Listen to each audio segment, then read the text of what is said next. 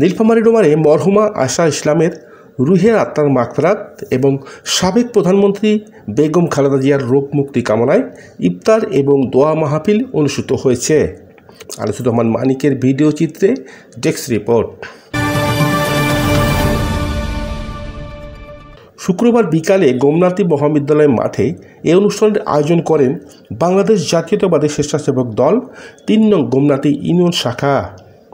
সেখানে সংক্ষিপ্ত আলোচনা সভায় ইউনিয়ন স্বেচ্ছাসেবক দলের সভাপতি রাশেদ নেওয়াজ শহীদের সভাপতিত্বে অনুষ্ঠানে প্রধান অতিথি হিসেবে উপস্থিত ছিলেন নীলফামারী জেলা স্বেচ্ছাসেবক দলের অন্যতম সদস্য সাবেক ছাত্রনেতা এহসানুল হক চৌধুরী অলোক।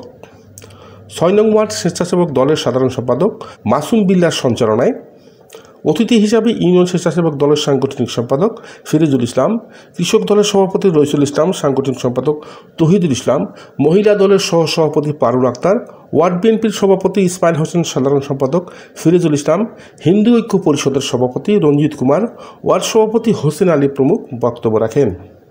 দলের স্বার্থে, এলাকার স্বার্থে, দশের স্বার্থে, তুহিন ভাইয়ের স্বার্থে, ধানের শীষের স্বার্থে উনি আমার স্বেচ্ছাসেবক দলের ইফতার ও দোয়া মাহফিলে অংশ নিয়েছেন। এজন্য আমি ধন্যবাদ জানাই আবারও ওনাকে।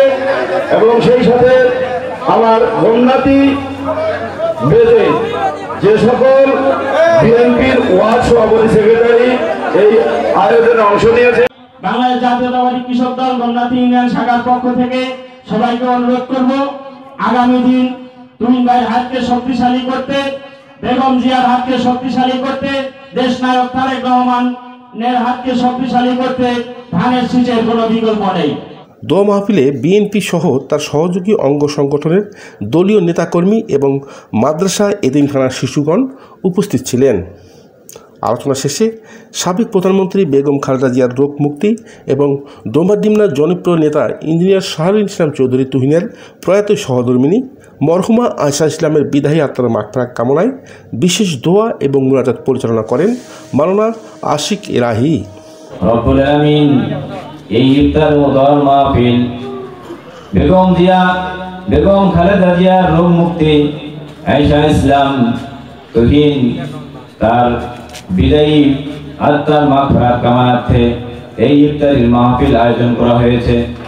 রব্বুল আলামিন মেহেরবানি করে আয় আল্লাহ মরহুমা আয়শা ইসলাম এর বিদায়ী আত্মার মাগফিরাতের উদ্দেশ্যে যে ইফতারি মাহফিল করা হয়েছে এই মাহফিলকে আপনি কবুল আর মঞ্জুর করে নেন। আগামী সংসদ নির্বাচনে ডোমারডিমনার আসনের বিএনপির প্রতিনিধি নির্বাচিত করতে দলীয় নেতাকর্মীদের ঐক্যবদ্ধ থাকার আহ্বান জানান বক্তারা। আনিসুর রহমান মানিক, সার্কি নিউজ।